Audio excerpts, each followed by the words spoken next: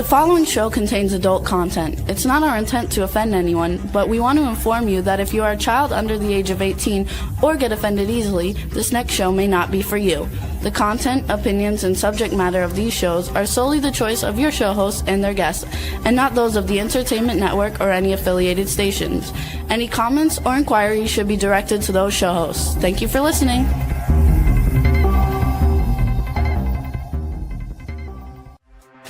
Hey everyone, and welcome to 50 Shades of Bullshit.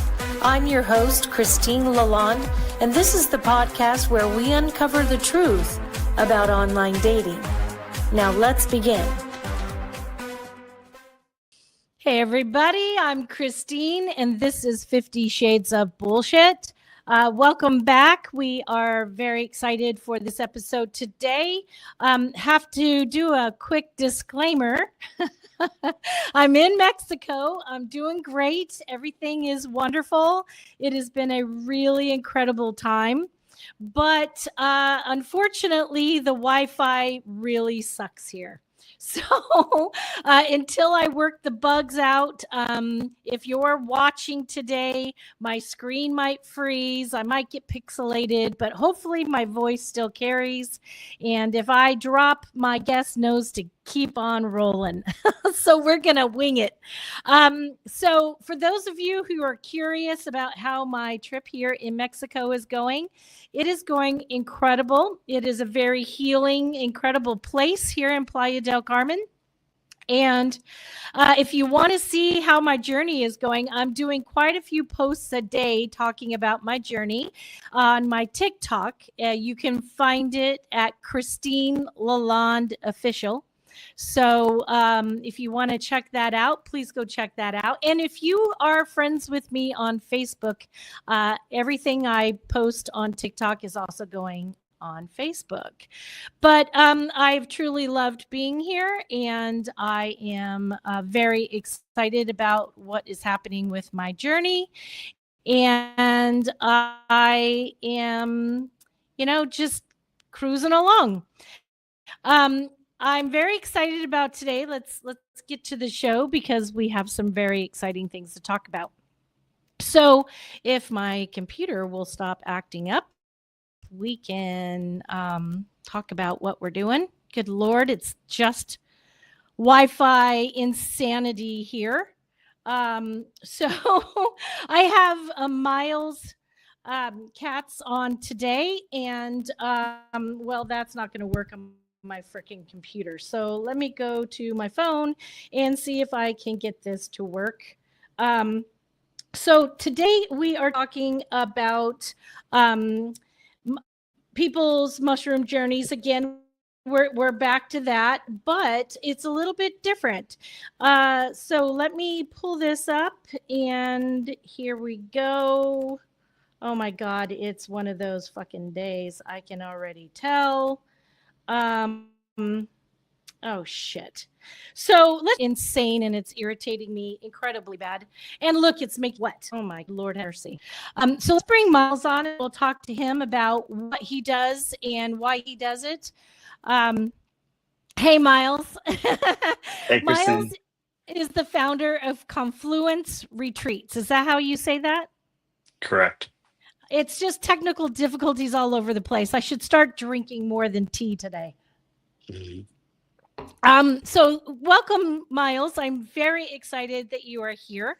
I've talked many times on the subject with some other facilitators who are private facilitators, but I really was excited to talk to you because you do an actual retreat, and you do this in Washington or Oregon? Oregon. So tell us about Confluence. So yeah, thanks for having me on. Happy to share. You're welcome. Not many people know that in 2020, Oregon voted on a legal, licensed, and regulated framework for psychedelic mushrooms, and supervised experiences, essentially, is a simple way to look at it. So it's not a take-home law. It's you go to a licensed facility under the supervision of state license facilitators and consume licensed product. And there's a whole like 60 to 80 pages of rules that we all follow to make this safe. And Wow. that law went into effect in the summer of 2023.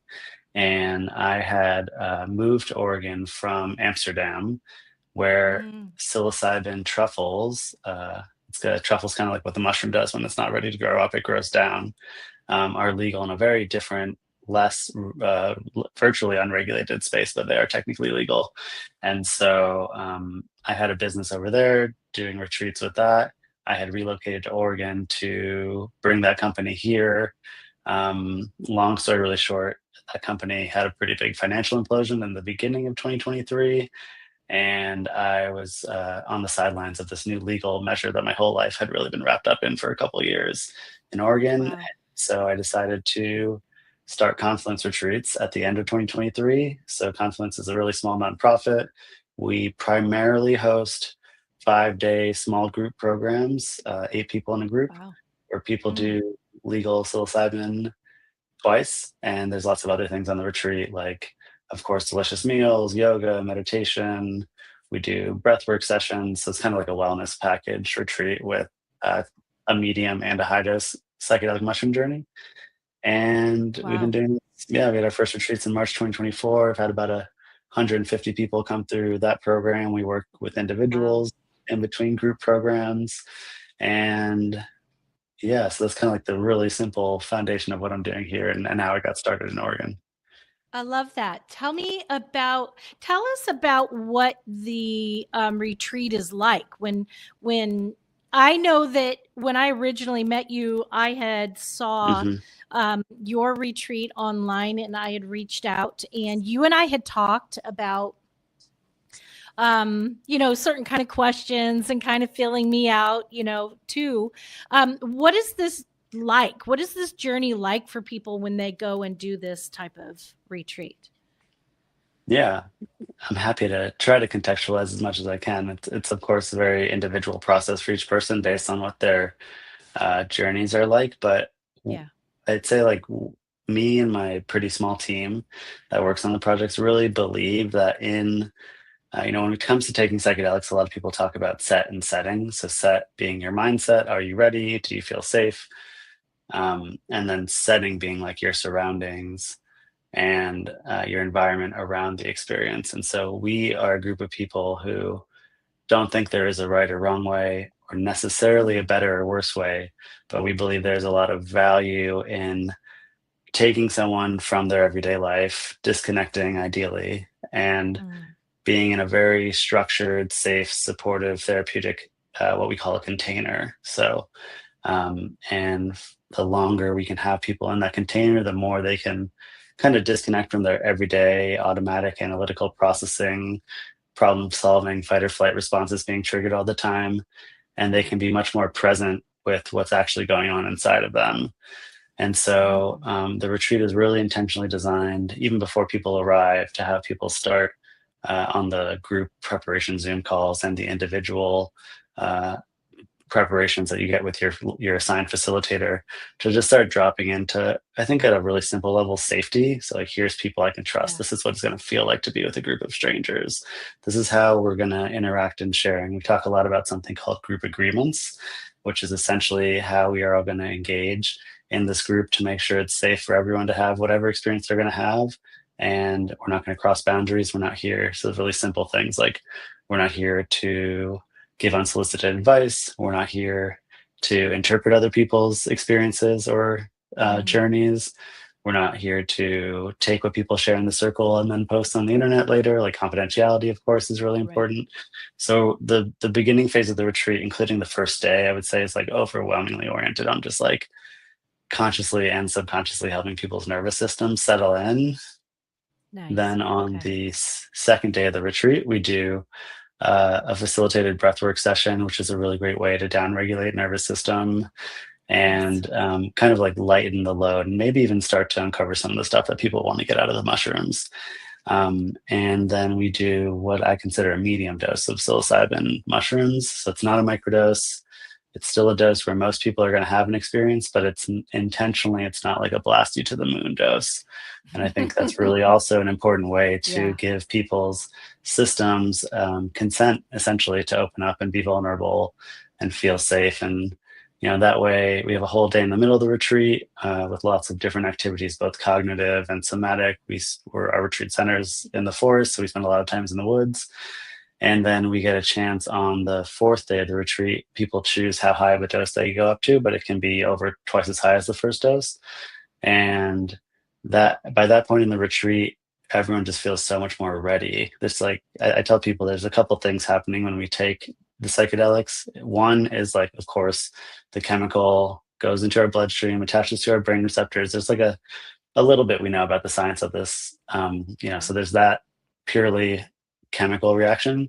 And then there's a more subtle thing that happens is, like, we are participating in our psychedelic journey through surrender and curiosity and connection and openness. And we find that it is a lot easier for people to participate in that way on the higher dose journey when they've already been in the container and had a lower dose experience, all with the same group of people the same way. So there's trust being built, there's emotions being shared, there's openings. And then we get about 2/3 of a day to wrap it up with people and help them on the last day of the retreat, help them start to solidify what are the tangibles that I'm going to take home from this before they depart. And then we have an integration support program. So that's over the course of most of the first month, but ongoing if needed, structured check-ins with the group and individually to help people continue to make sense of their journey and try to turn the insights that they got out of the retreat, whether it was during the psychedelic sessions or not, into the lasting change that they want in their lives. Yeah, I love that. One of the things I was going to ask you about was the integration, because, that is, if people think that is, oh, no big deal, I did the mushrooms, I learned them things, and the integration is, like, wildly needed. So I do appreciate that very much. What was your first experience with, so how do you, I have the hardest time saying it. It's psilocybin. Psilocybin? That's it. Psilocybin. I say silly. A lot of people call it psilocybin. Right? And I tend to add a little extra in there because I'm extra. But what was your first experience with this, and what was that like? I mean, how old were you? Do you have an experience that you would like to share with us? Yeah, I can tell a little bit about how I got into using psychedelics for sure. It's also a very important part of the story, of course. So I had no relationship with psychedelics until my very late 20s. I had a pretty early and pretty regular relationship with alcohol from the age of 15. And my mom also died around that time. So I had a pretty challenging home life, not necessarily, well, yes, the death of my mom, but also the way that all the relationships in my life started to change dramatically with my dad and my brother, who were also coping in different ways. And I had probably zero awareness of any of this. I was definitely someone who could, like, put my head down, push through. I got great grades. I traveled the country with my friend's band. I did all these cool things while also keeping my grades up, and eventually ended up getting really excited about an idea called social entrepreneurship, which is using the principles of business to try to have some social or environmental good. And that interest landed me in Kenya, where I lived and worked for 6 years with a startup company that had nothing to do with psychedelics. I still hadn't found them at this point in my life. But I was living in Kenya, 28 years old. And on the outside, I thought I had like everything that I had kind of wanted. I had like studied about these businesses in Africa, and here I was in Kenya leading one of them. And it was beautiful. And we were featured in like BBC and like Guardian because our business was really sexy to write about. We were helping farmers get income using, a good screen circular economy thing with plant oil. And without having any awareness of it, I was like really suffering inside and really feeling lost. And so without any intention or structure, I just started experimenting with drugs. I think like loosely the community of people I was hanging out with started. And the first few experiences I had with illegal drugs were really, they weren't anything to write home about, but they were also opening in the sense that like I really had been holding from like the dare days in school that everything was horrible for you. And if you took one thing, you would die, whatever the scare I tactics are remember of. that. Yeah. And so Clearly. eventually that landed me at an event called Africa Burn, which is a regional Oh, Burning Man copycat. Yeah. Africa Burn is great. Yeah. Yeah. My first one was in 2016. I did four in a row. And at that first one, I dabbled in a handful of psychedelics for the first time, including mushrooms, but it was really LSD that was the most memorable experience by far. I Mhm. really feel like that really changed things overnight in like almost a cliche way when people talk about their psychedelic experiences where, they see everything for the first time, the veil's being lifted. I left that event with like a tingling in my head and shoulders, like, and it felt good, but I really didn't know what it was. And pretty much zero interest in drinking alcohol, which was like by no means an intention. I brought a bunch of alcohol to that event, actually, thinking I would drink it, and I didn't. That's And amazing, though. yeah, and over the course of the next 6 months, I really started researching psychedelics because I was worried I did something wrong. I was worried this feeling I was having in my brain was bad, and did I melt my brain? I like really was like that far off from understanding everything. And over the course of the next 6 months, really like diving into everything I could find online, um, I was like, oh, reading about how other people have these healing experiences, and oh, they're actually really safe and like physiologically safe, and this and that. And it was about 6 months till I tried LSD again, but I also have like a pretty picture clear memory of that experience and the impact that had on me, and that really just set me in a direction of really thoughtful experimentation for a few years. It Mhm. wasn't like what we do in retreat. It wasn't facilitated or guided, but it was also pretty far from just take a random drug at a random event that someone gives you. And so I was thoughtfully organizing groups of people in Kenya to do LSD with me on,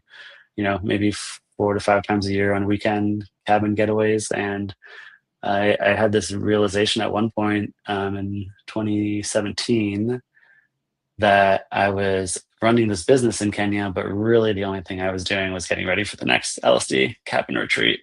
And I just decided I had to start to like find ways to work in the field. And I eventually connected with two other guys my age. We were 30 at the time, Mhm. and they were about to start this psychedelic retreat in Amsterdam. And I joined them and I helped them raise a lot of venture capital funding, which really catapulted the business. And that was the business I mentioned that had a big implosion in 2023. So that company, we hosted over 1,000 people in a very short time frame, a couple of years. We had to deal with COVID, which was a pretty big nightmare for an in-person retreat business with traveling clients. But somehow Right. we got through it, and we raised over $10 million. We bought property, and then just it all kind of collapsed on itself because a bunch of reasons. It's a long story, but that was really how I got into working in the field. And I consider that that experience with that company, that 5 years that we had, like this PhD that is a very unique PhD because it's like how to run a psychedelic retreat program in a very thoughtful way. At one point, we had like 40 to 50 team members and super smart, passionate, committed people sitting in meetings, figuring out the best way to do things. And it's really because of the budget that we had that we could afford to do that. And so now in this project where it's just a couple people full time and then project-based staff, we're a really small, sustainable nonprofit. But I have that experience to lean on, which I'm really grateful for because I feel very clear in my why and how for how I want to run programs like this.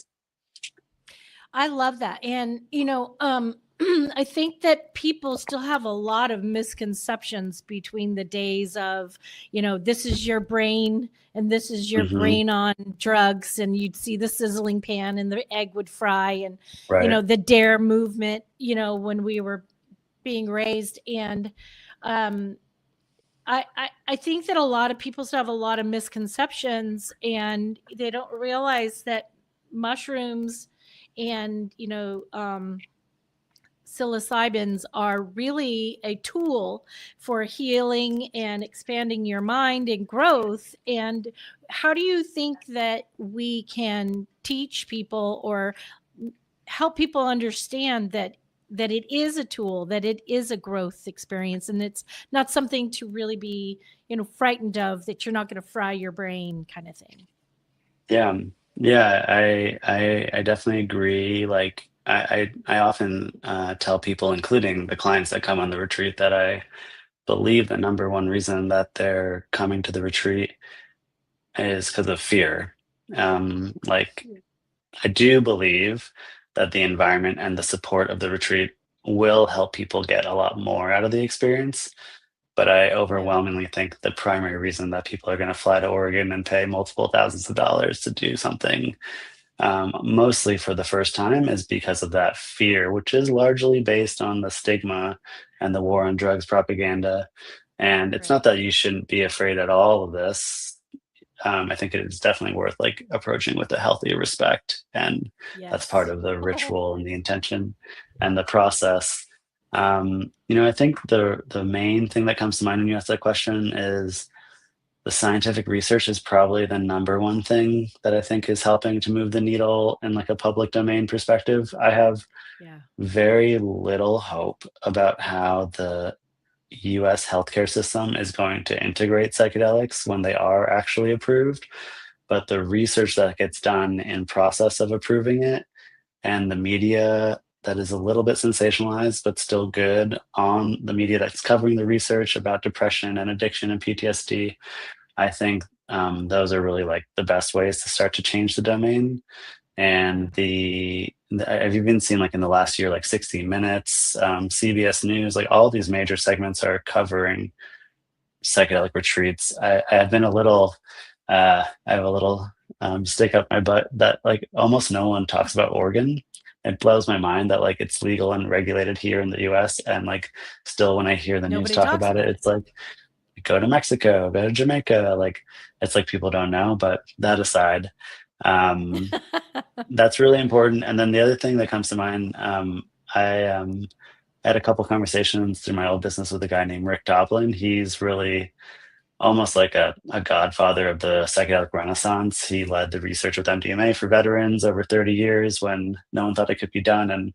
And his one perspective he shared with me that I thought was really helpful is that because they were like working on policy change, and he said when they were looking at how cannabis policy changed, the number one indicator of someone changing their mind about cannabis wasn't them using it.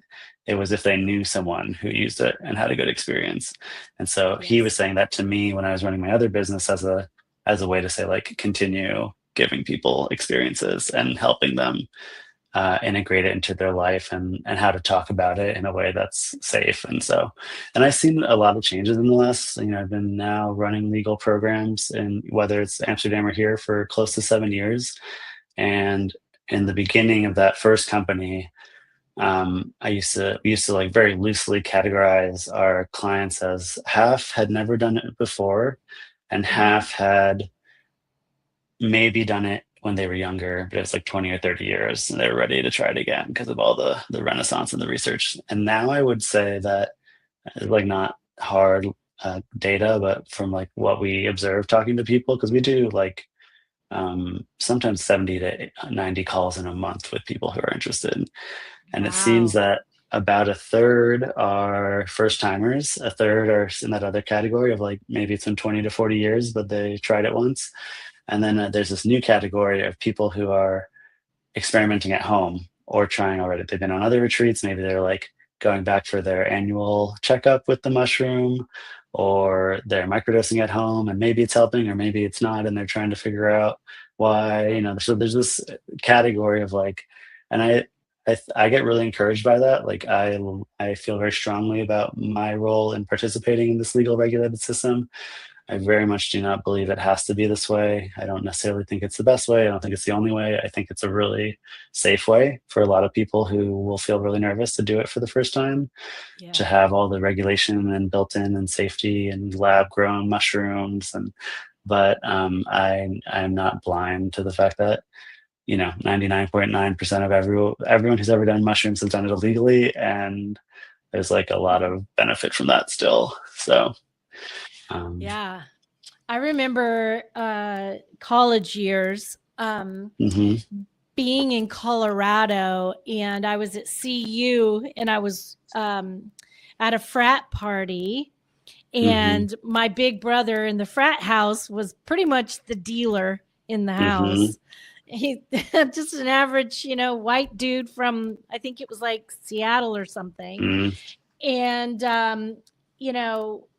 I watched them all smoke weed and do coke, but then they were doing um mushrooms, mhm, and they would ask me all the time, would you like to try it? And I grew up in a home, where drug use was, relevant, and I did not like the mhm, way I saw the adults treated the children and the mm, abuse, and so I had this mhm, negative connotation to it, and I watched people um and they would say things like, oh, the walls are like stairs, and the ceiling is yeah, breathing, and it kind of freaked me out, and I thought, I don't know if I want to do this type of trip.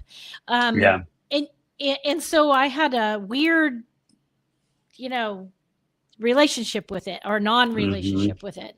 And then, I did try it at home this year, mm, this last 2025. I did two experiences with a friend, and they were mind-blowing. They mm, they they changed my DNA. I have things that mm. I was allergic to before, and I'm not Wow, now. I wow, have things in my mind that have completely opened and changed, and the amount of healing that I went through was astronomical. mm, And I really am excited to do another journey. And more than anything, I will get to your retreat, because it is one of my it's one of my things that is really important to me. I want to be mm, in that kind of atmosphere. I truly have had incredible experiences also with breath work. mhm, And I know that that is a major healing tool. mhm. And then I just can't even imagine it combined with, the psilocybin, and how incredible that must be. So, Mm. Yeah, cool. I'm so happy you got to have those experiences. Pretty well, magical. they were hard. They Yeah. were terrifying, and um, I almost said the word traumatizing, but actually it wasn't. It was Mm, healing the trauma that I yeah. had. Mm, And I just didn't know that that's what was going to happen. I didn't mm, know what was going to happen. Obviously, as you know, too, as you said earlier, that everybody's experience is different. yeah. Um, and I know mine is different from anybody else's that I've talked to. And some Mhm, people have had ones like me. People who have had the same kind of trauma have said, oh, yeah, I kind of went through that as well. mm, But I took too much too soon, straight out the gate. I took mm, 3 grams, I think it was, and it mm, was rocket launched me into healing. And mm, I am grateful for it, and I won't go crazy like that again. mm. But it Yeah. was an experience. Yeah. We truly never know what someone's experience is going to be like. On retreat, Yeah. we have a workshop we go through the night before the first journey called flight instructions, which is the Mm. term that Johns Hopkins has coined for how to prepare for your psychedelic trip. It's like based on the research protocol. And Mhm. I sometimes feel like we're talking at people for way too long. It's like the end of the first day. It's everyone's traveled, they're tired, and but really there is like so much you could tell someone about what might happen because there are no real way to predict that. But Right. when you were sharing your experience, yeah, like we always want to prepare people for the challenging parts. Like you don't really Yeah. as much need to be prepared for other types of experiences. You really want to prepare someone for what might be difficult or hard.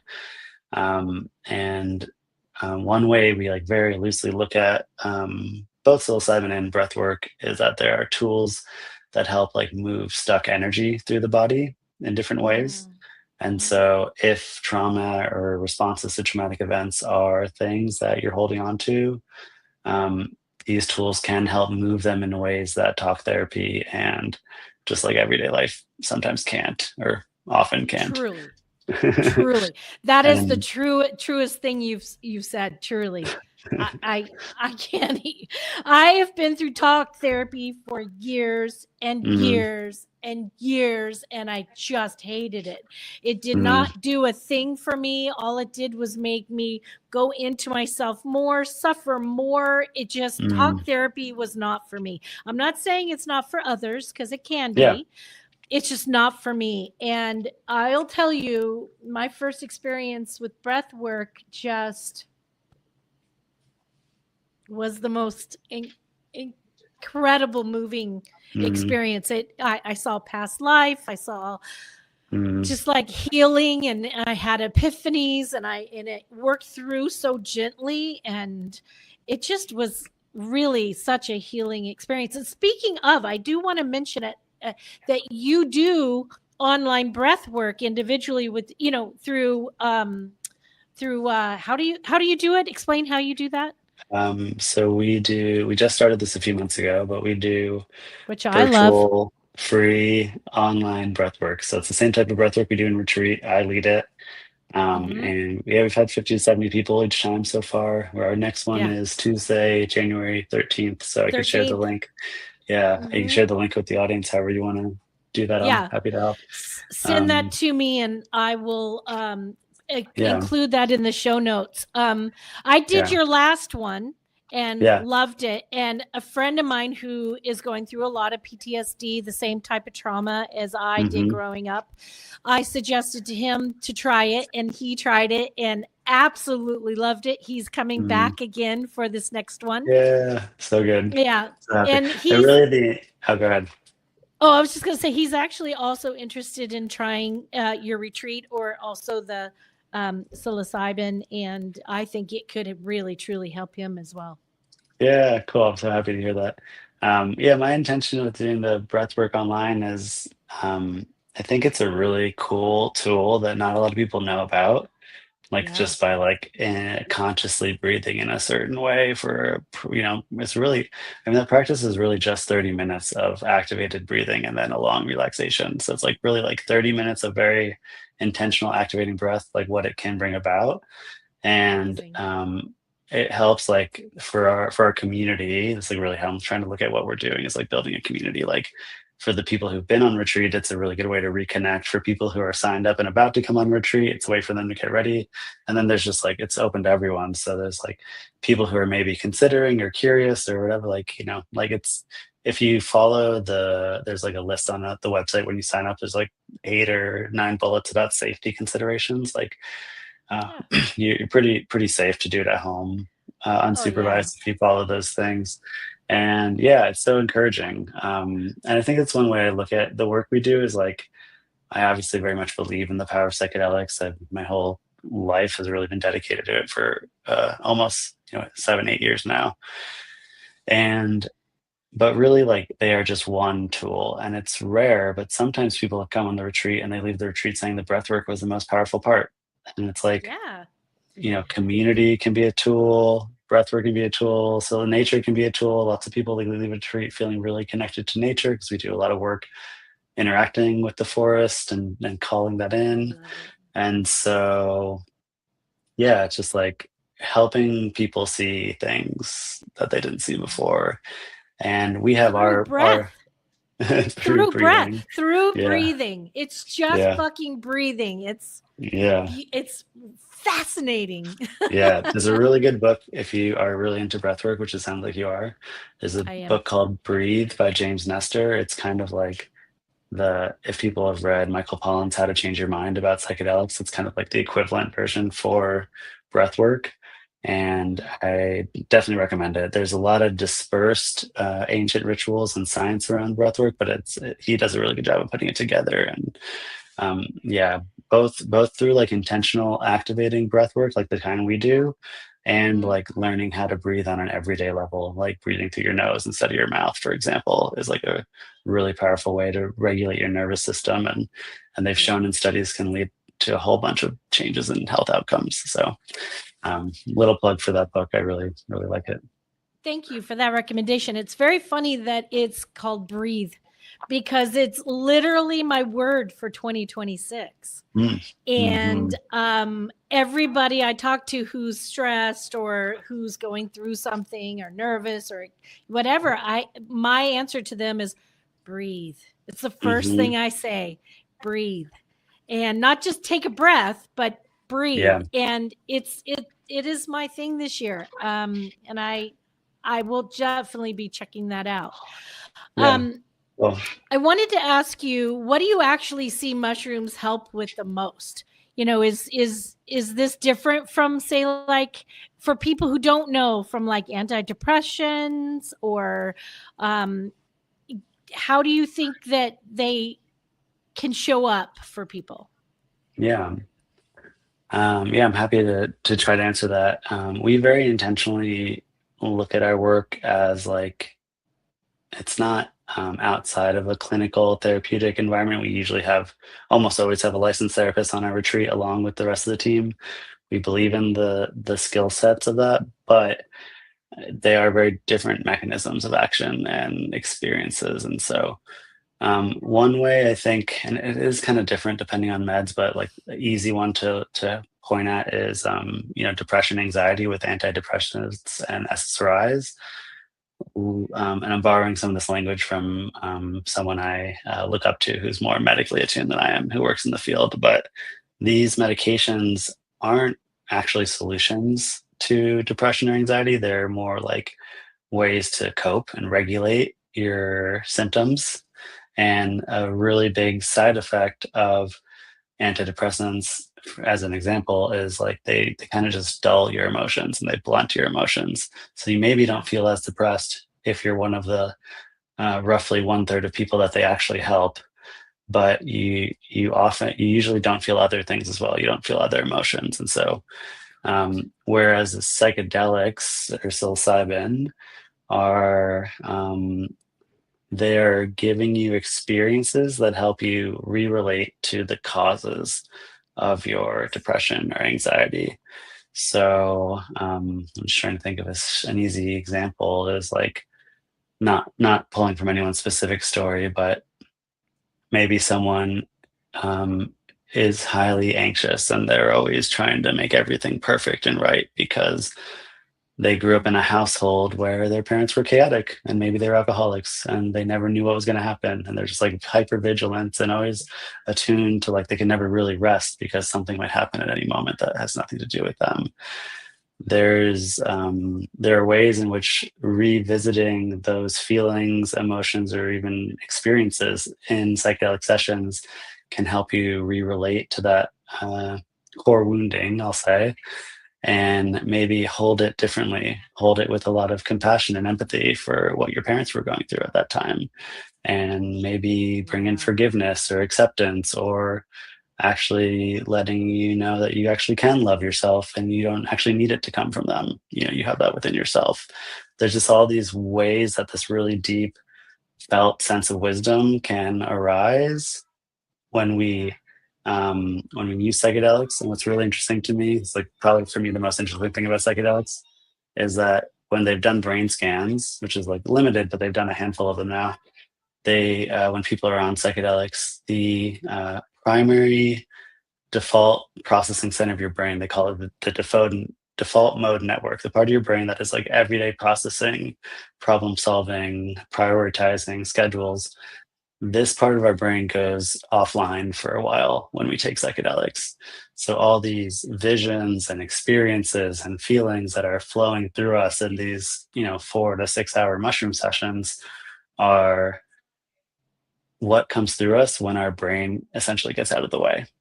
And it's a really interesting felt experience. You can like rewire emotions, and so I think that's like a really simple way to look at it. I can talk more about it, of course, but pharmaceutical medications largely try to manage symptoms, and a lot of them don't even do that well, and they come with a bunch of side effects, where psychedelics really like can help treat the core underlying emotions underneath the symptoms. For me, I see, a lot of the antidepressant or the anti-anxiety medication causing you to not know how to cope, not know how to self-regulate, not know how to deal, not know how to incorporate any kind of healing whatsoever, because like you said, it numbs. I've been through it. Hmm. I've watched, one of my daughters, was on it, and I was very adamant about not being on it, her being on it, Mm. because I knew what it did for me when I was on it. And I, she's not on it anymore. She's unfortunately not able to, Mm. self-regulate and cope now. The as a parent, honestly, I'm going to say it. I wish more than anything that she would accept the experience of going through psilocybin experience to help her mind heal and grow and learn and accept. And I find that when you do, say, like a mushroom journey or some kind of psilocybin journey, it expands your mind. It allows you to see things, like you said, differently. It allows you to think about ways of coping. And I got to tell you, it was the biggest healing for me ever. The first, and people have heard my story because I've done a couple of episodes on this. But if you haven't, you're welcome to go back and to listen to those. But in a short version, my first journey was 6 hours, and it was all about fighting off demons and healing from the dark entities that were attached to my subconscious or my psyche with the trauma of what I'd went through Hmm. 90%, 99% of my life. Mm. And I'm able to cope better and relate better and feel like really quite healed from it. And Mm. when I was going through that experience, I didn't understand. I just thought, here I am torturing myself again. But Mm. actually, I was teaching myself how to fight it, how to heal it, how to experience it without re-injuring myself. And it was the single most greatest experience of my life. The Mm. second time was a 5-hour experience, and I was learning about my depression and how to deal with it, how to cope and get rid of it, like literally Mm. how to expel it. And Mhm. I can't even explain how it happened, but I saw my higher self. I saw and felt things that just were really mind opening. And I've never been better in my entire life. Mm. I'm the healing journey is a daily thing. I think it's using finding tools like you said with that Mhm. and breath work. And I do a lot of cacao ceremonies here and sound baths and Mhm. dance movement and connection with others. And it is just such a healing growing experience that I just never thought possible until I went through my own journeys. And I highly recommend people trying something like your retreat if they want to experience it in a more rounded, open space that's healthy and safe. I love this.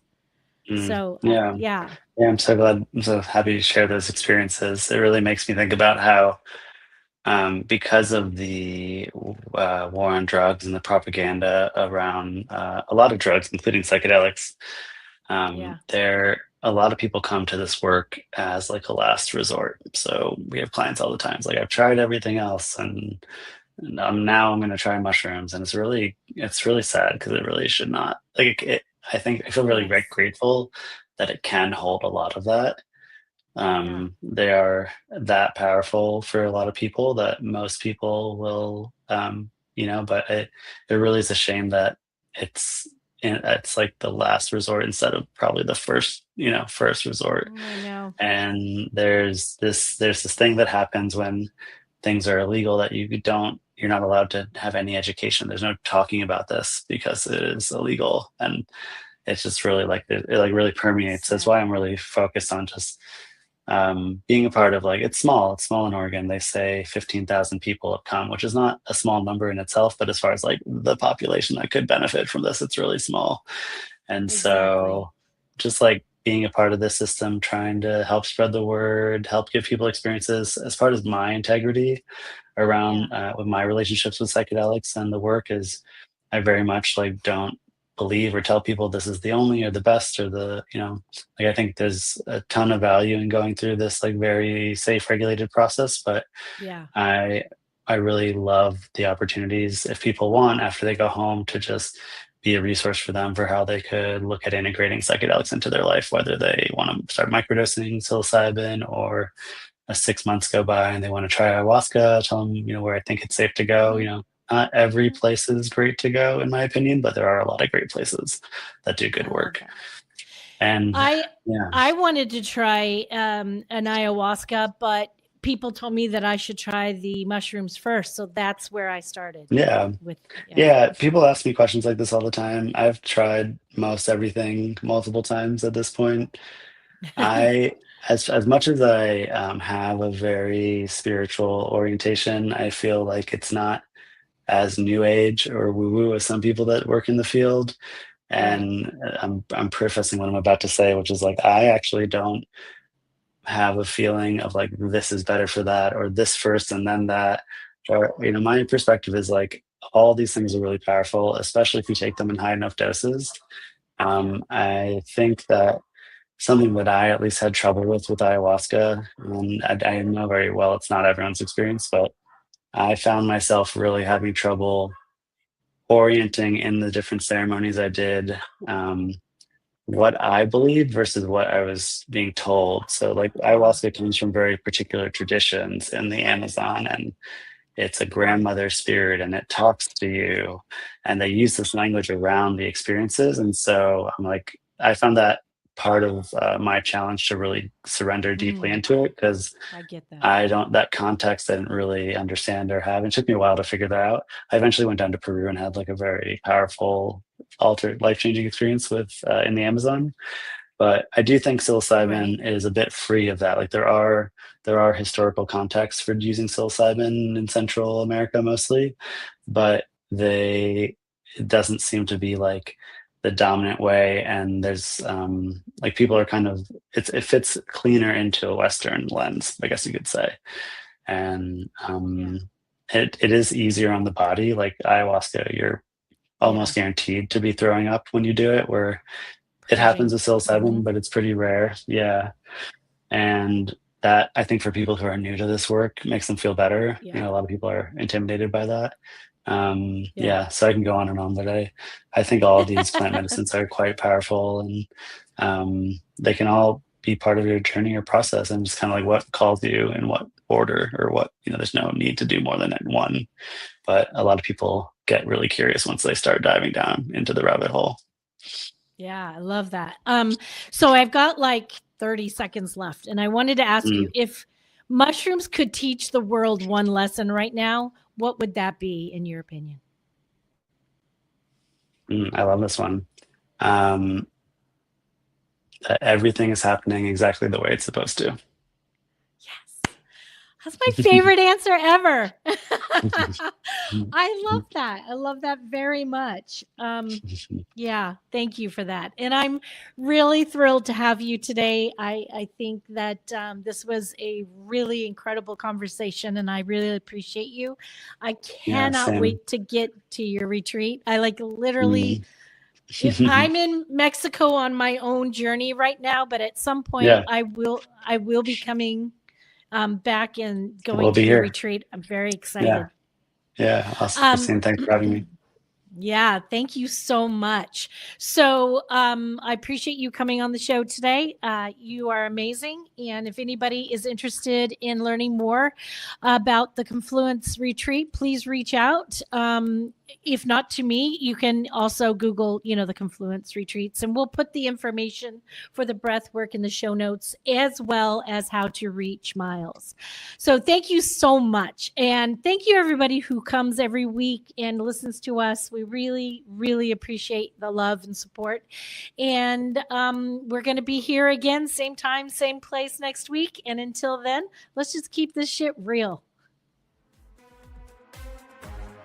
If you enjoyed this episode, please share with your friends, like and follow us on Instagram at 50 Shades of _bullshit and Facebook at 50 Shades of Bullshit. Thanks so much for listening, and we really hope to see you again next week.